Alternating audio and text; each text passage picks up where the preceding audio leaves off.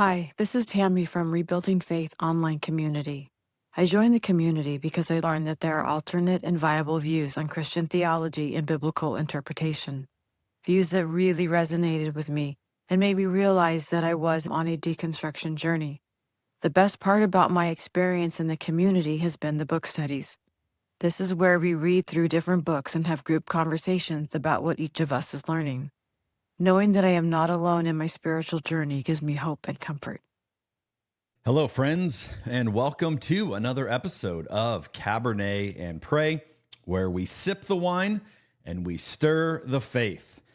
And today we're going to stir you up. We're going to give you an ethical dilemma to explore.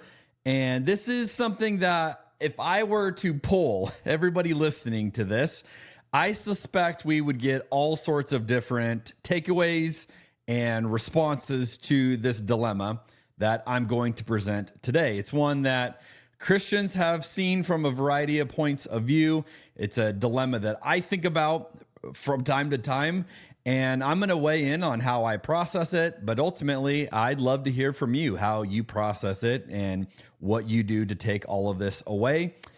Basically, this dilemma stems from when the situation around us is difficult, is unprecedented, if you will. If we have not seen something like this, and then we figure out what are we supposed to do in response, that's where you get into the dilemma that we're going to talk about today. And we're going to see some famous people throughout church history and how they have made sense of this. So this is episode 57, The Fellowship of Guilt.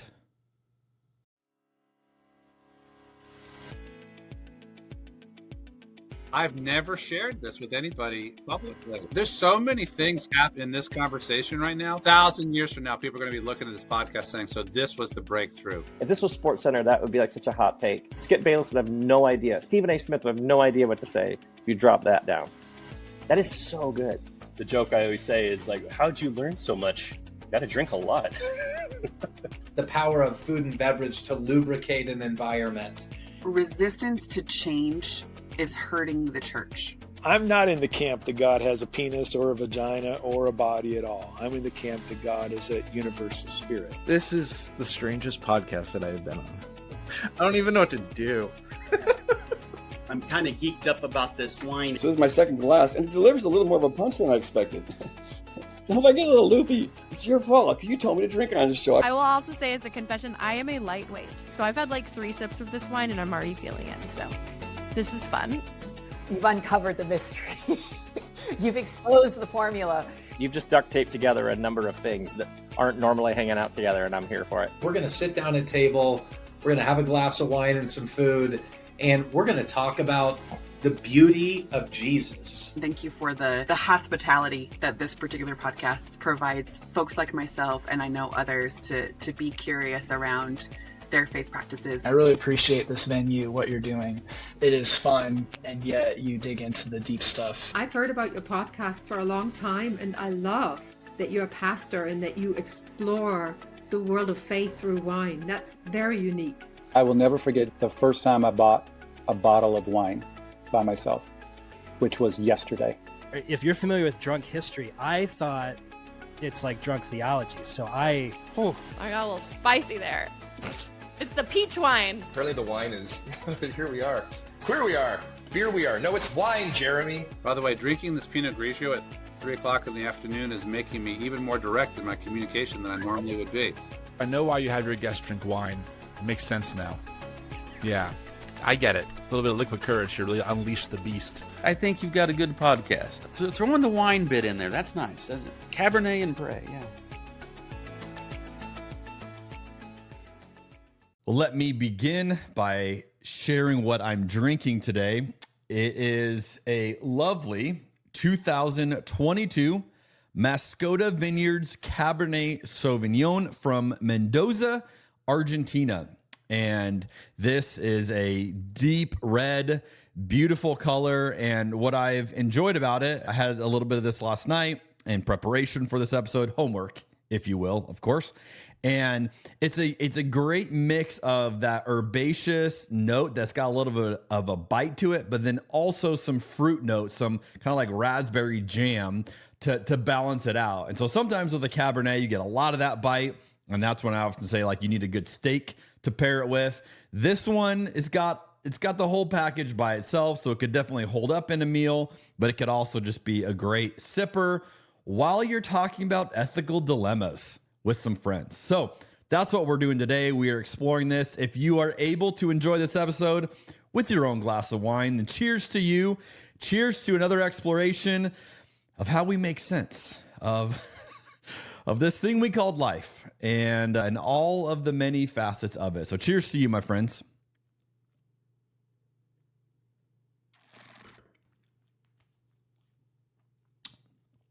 All right. I'm ready to go. Hopefully you're ready to go as well. Today I want to talk about a theologian named Dietrich Bonhoeffer. If you've studied church history at all, you are likely familiar with this name. In case you're not, let me give you a quick refresher. Bonhoeffer was a theologian. He was a pastor. He was an author. He was a leader in the church in Germany during the rise of the Nazis and of Hitler. And Bonhoeffer navigated, how do I be a German and also be a Christian? And he felt the tension there. And in his pursuit of Jesus, he found himself at odds with his country and sadly with many of the Christians in his country. And so if you know Bonhoeffer's story, he ended up losing his teaching position, lost his formal pastoral positions, and kind of had to go underground and create more of an underground movement of discipleship and community, and did it in some really unique, interesting ways, and wrote a bunch of his experience in all of that. At one point, he got involved in an assassination attempt on Hitler's life. And this is interesting because if you know a lot of Bonhoeffer's theology, he was committed to the ways of nonviolence. That was something he believed in. And so you think, well, how does someone who is committed to nonviolence get involved in an assassination plot against someone, right? Like, that doesn't seem to make sense. And that's the dilemma I want us to look at today. And we're going to look at how Bonhoeffer rationalized this in his own mind, which I've always found to be such an interesting way of looking at his scenario and how he handled it. Bonhoeffer would go on to be killed by the Germans for his involvement in this and the way that he stood up against the regime. And so that's why he largely is known to history now as this iconic leader who was willing to stand up to the Nazis, to Hitler, to the German church that was in support of Hitler. And obviously, if you're listening to this podcast, you're watching this, you hopefully are seeing some connections to today. Lots of people who have studied Bonhoeffer are referencing Bonhoeffer's thoughts as we navigate our own cultural landscape, as much of the church in America today has given in to what I would consider to be fascism, to be an authoritarian style leadership, very similar to what Bonhoeffer dealt with in his day. Now, Bonhoeffer once confided to a friend that in making his choice to join the German resistance to Hitler, that the ways that he was doing that, he knew went against his own conscience and convictions. So he didn't pretend like, hey, this is totally in line with my theology. He knew that what he was going to do to stand up to this was going to violate some sense of what he believed to be right. But here's where this gets interesting for Bonhoeffer. He made the decision to accept the responsibility of that choice. And in particular, to accept the burden of guilt that this choice put upon him. And this is where we get some really fascinating logic here. Bonhoeffer wasn't looking for an ethical loophole. He wasn't looking for a way to rationalize, his making the best of, two impossible situations. He was fully aware of what he was doing, of the consequences of intentionally choosing what he believed to be sin, what he believed to be guilt. And he was doing it for a reason. And so I want to read something that Bonhoeffer wrote. This comes from his book, Ethics. And I love Bonhoeffer's writings. There's so much to unpack there. Ethics is a great one. If you're looking for some next steps after this podcast, you're like, hey, I want to go dive deeper, figure out what this guy was about, that would be a good one. There's lots of good books that he wrote and books about him. But I want to read, it's a bit of a lengthy quote, not crazy, but I want to read this logic as to how Bonhoeffer made sense of what he was doing to resist Hitler. And I want you to process his thinking here, okay? So here's how Bonhoeffer explained what he was doing. He writes this: Jesus took upon himself the guilt of all men, and for that reason, every man who acts responsibly becomes guilty. If any man tries to escape guilt in responsibility, he detaches himself from the ultimate reality of human existence. And what is more, he cuts himself off from the redeeming mystery of Christ bearing guilt without sin, and he has no share in the divine justification which lies upon this event. He sets his own personal innocence above his responsibility for men, and he is blind to the more irredeemable guilt which he incurs precisely in this. He is blind also to the fact that real innocence shows itself precisely in a man's entering into the fellowship of guilt for the sake of other men. Through Jesus Christ, it becomes an essential part of responsible action that the man who is without sin loves selflessly, and for that reason incurs guilt. Now, that might be one you need to play back a few times or to process or just to stare at maybe. And there's so much happening in this quote, but it's a fascinating, logical, ethical argument. Essentially, Bonhoeffer's point, if I were to paraphrase it, is he would say, yes, I am choosing guilt and I am losing innocence to do what I'm doing. But the reason he was pursuing guilt was on behalf of others. So he wasn't serving himself here. And because he was taking on guilt for the sake of others, he viewed this as a deeper level of innocence, that this is a deeper way of even aligning with Jesus. So he's, again, making a parallel. Jesus took our guilt. Bonhoeffer says this is what we do when we follow Jesus. We take on the guilt for the benefit of others. So again, what knows what's fascinating, he's not saying, hey, what I'm about to do is right. It's good. It's noble. You know, God is totally on board with it. He's not making that argument. He's saying, no, I'm guilty. I'm accepting the guilt of this decision. But the reason I'm going to be guilty is for the benefit of others. And because of that, that is actually a deeper way of following Jesus. Now, again, if you're understanding this ethical setup here, you can go, wow, that is an interesting way to process through how do we respond? How do we live out our faith? How do we imitate the example of Jesus? Now, I want you to go with me to a moment in 2016. I was in seminary getting my master's degree, and I took a class all on Bonhoeffer. And this was a fascinating class. Absolutely loved it. Had no idea how applicable many of the lessons of that class would prove to be. As you recall, there was a lot going on in 2016. This was the rise of Trump, and this was when many in the church began to support him, began to endorse him. This is when all of that, essentially kicked off and took place.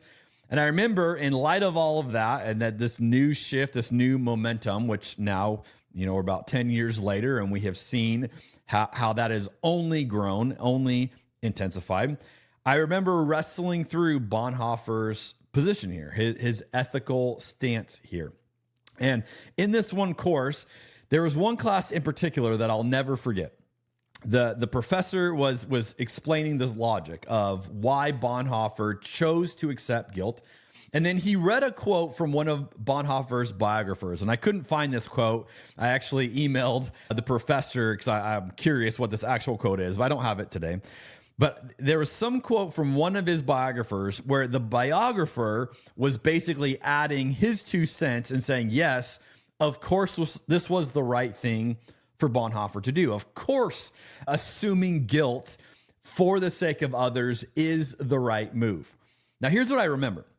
We're sitting in this class and there's, I don't know, maybe 10 of us in this class. Okay. So these are not huge courses. This is seminary, and we're all in this like line, and the professor is reading this quote that the biographer is saying, of course, this was the right thing. And then he did something I'll never forget. He said, I'm curious how many of you in this class agree with this idea, agree with Bonhoeffer that this was the right course of action. Now, the way we were sitting that day, I was kind of second to last in the order in which he began to call on people.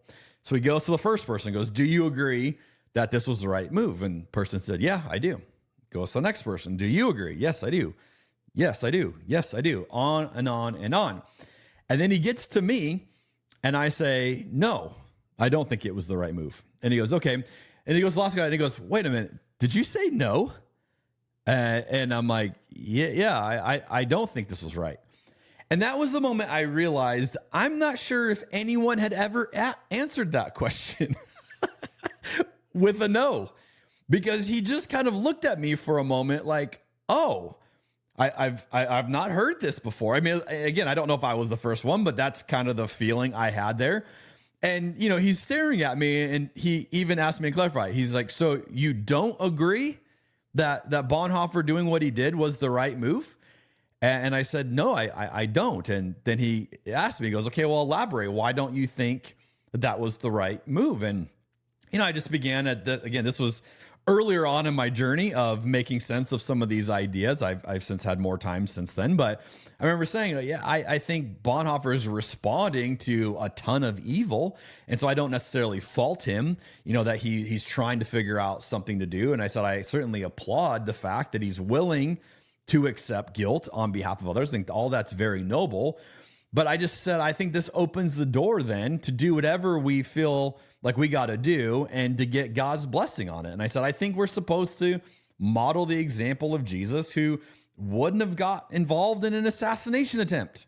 And again, I'm not defending Hitler. I just don't think that Christians should be involved in trying to end anybody's life. And so we get in this little dialogue in the the course where my professor kind of pushes back a little bit. He's like, well, you're not Jesus. And I thought, yeah, I'm pretty clear on that. I don't think anyone in this class is confused, but I'm trying to follow his example. And the example I see in Jesus is a nonviolent resistance. So how do I follow that example and then also say I have free reign to assume the guilt, to go beyond the example that I find in Jesus? And I just said, I don't see that. And I said, I suspect that, if we could ask Bonhoeffer today and Bonhoeffer could look back and see how all of that played out, maybe Bonhoeffer would have changed his mind. Maybe he would see it differently today. Maybe he would not have argued that the way that he argued it then, because it probably felt, as maybe you feel, like this situation we're in is never going to end. This has got to be stopped somehow. How do we stop it? And it had gotten so bad in Germany that they're going, we got to take him out. Like, that's the only way to stop it. And even the pastors were getting involved in this. And so again, I can empathize with this feeling of this is dark and heavy, and this person is absolutely destroying lives. But we are going beyond the tools that I think God has given us. And so I make this whole argument in this class, and then he gets to the last person, and the last person goes, yeah, I don't have any issue with that. I think Bonhoeffer did the right thing. I forgot to mention, there was one person who was kind of on the fence. When they get their answer, they're like, yeah, I think I agree, but I'm not sure. After I was done, that person spoke up and said, hey, I do want to clarify. I'm in support of Bonhoeffer. And so all I did in that little meeting was to turn the one neutral person against my own argument. And I remember so clearly sitting in that room thinking, something is wrong with me. Like, that was my conclusion. Something is wrong with me, because everyone else in this room can see something that I don't seem able to see, right? Like, I'm arguing something which makes so much sense to me, but no one else here is going with it. No one else here is resonating with it. And I remember that being one of the loneliest feelings that I had. Not lonely in the sense of like, I have no one around me, I'm all alone. Lonely in the sense of like what I understand about God and how I've experienced God is either not valid or is weird or something's broken. I mean, I remember feeling like something is wrong with me. And I went home that night after that class, and I remember talking to my wife, Michelle, and just feeling down. I mean, feeling like, I don't know, something, I'm broken. You know, something is not working well, and I don't understand why I can't see it the way everyone else sees it. And I'll never forget, the next day I got an email from the professor. And the professor emailed me and said something to the effect of, hey, I just wanted to thank you for your answer in class yesterday. And he said, I don't normally get people that say no to that question. And I'm very grateful for how you articulated why you said no.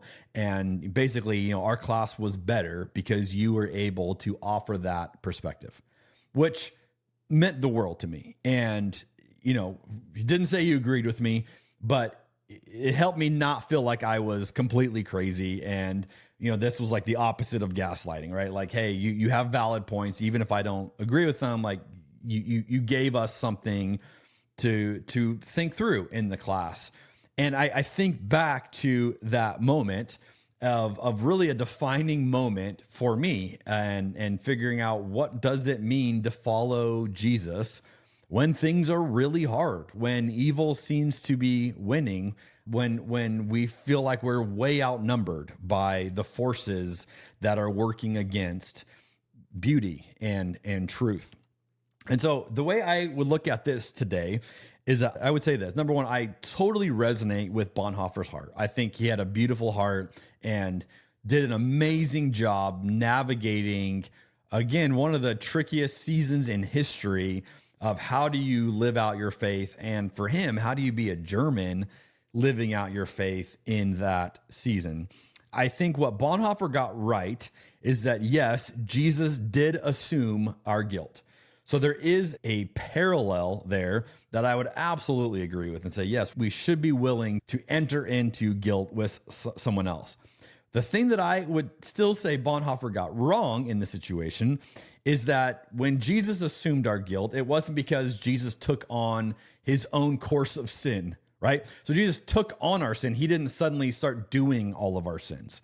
And I think that's where Bonhoeffer's logic goes off the rails a little bit. Because what he's saying is, not only are we going to enter into sin, that we're also now going to do that sin ourselves. And so, you know, take any other sin. It'd be like saying, hey, I'm going to take the sin of adultery from someone else by also committing adultery. Like, the moment I enter into that sin, right, even if I'm somehow doing it for the benefit, I'm also doing the sin. And so I think that's where I would say that's not what Jesus did. Jesus didn't sin. Jesus took on our sin and continued to be sinless in the way that he did it. And so I think there's something totally noble and heroic even about Bonhoeffer's willingness to enter into that state of guilt for the benefit of others. I just think it opens the door then to say, well, then we can do anything we need to do. We can assume any form of guilt for the sake of others. And if we get to that conclusion, as I understand it in this season of my life, I think that is way too broad. And I think what we're essentially doing is saying the ends justify the means. That if I'm going to enter into, guilt for the sake of a deeper innocence with God, then I can use any means necessary. And that is just not what I have found in the gospel. The gospel is not an endorsement of any means necessary. It's very much the opposite, that when we trust the ultimate ends to Jesus, we can just focus on being faithful with the means, acknowledging that when we're faithful with the means, it may never end up the way we want it to. It may never have the happy ending. And I would even argue, if you are committed to the way of nonviolence, this is a kind of a pillar you have to get behind, where you have to acknowledge, I can live this way, and there is zero guarantee that this is going to play out well for me. In fact, one of the thinkers that I would say offers us a lot in this category is someone who lived this out well, Dr. Martin Luther King Jr. He has this quote that I think fits into this conversation nicely. He said, "Immoral means cannot bring moral ends, for the ends are pre-existent in the means." I'll read that again. "Immoral means cannot bring moral ends, for the ends are pre-existent in the means." And this is such a fascinating concept, because we learn to trust Jesus with the ends when we submit to the means. And so again, I think if I were to reframe Bonhoeffer's argument here, he's saying, hey, I enter into guilt for the benefit of others. That's the means, he's saying, so that I develop a deeper level of innocence. That's how I'm right with God, and that's the ends. And I would just say that opens the door too wide for my understanding of what it means to faithfully follow Jesus. And I think, again, I'm not staring at concentration camps. I'm not watching millions of people around me be murdered. Bonhoeffer was. And so maybe, if it gets that bad, you start throwing in the towel. And again, I can empathize with the situation, but with a bit of removal, even though we seem to be going in a similar direction, I go, no, we still stand up to evil within every means we have available to us. So that's the ethical dilemma I give to you today, and I invite you to wrestle through it. And I wish I could ask each and every listener of the pod whether or not you agree with Bonhoeffer's decision to assume guilt for the benefit of others, or if you would be that lone voice like I was to say, you know what, I don't think this is okay. And the beauty, as I have found, is Christians see this from both points of view. And I have certainly met, I think, more Christians that agree with Bonhoeffer than agree with me, but I'm okay being a bit of a contrarian. But as we look at the world around us, as we see what seems to be a lot of really evil things continuing to gain momentum, we see more and more people being made vulnerable, targeted, there's genocide happening. I mean, there's a lot going on in our world. And those of us who are following Jesus have to figure out, what is our response to that? How do we try and stop the evil that we see? I think it always is worth going back to what means are available to us. What has Jesus empowered us to do? How do we use our voices, use our perspective, use whatever it is that we have for the sake of others? And that is what Bonhoeffer was trying to do. I just think he did it in a way that may be a bit different than I think we could do it today. So there you go. That's the ethical dilemma. I'd love to hear from you or share it with someone else. How do you process this dilemma? Which side do you land on? I'll see you next episode of Cabernet and Pray.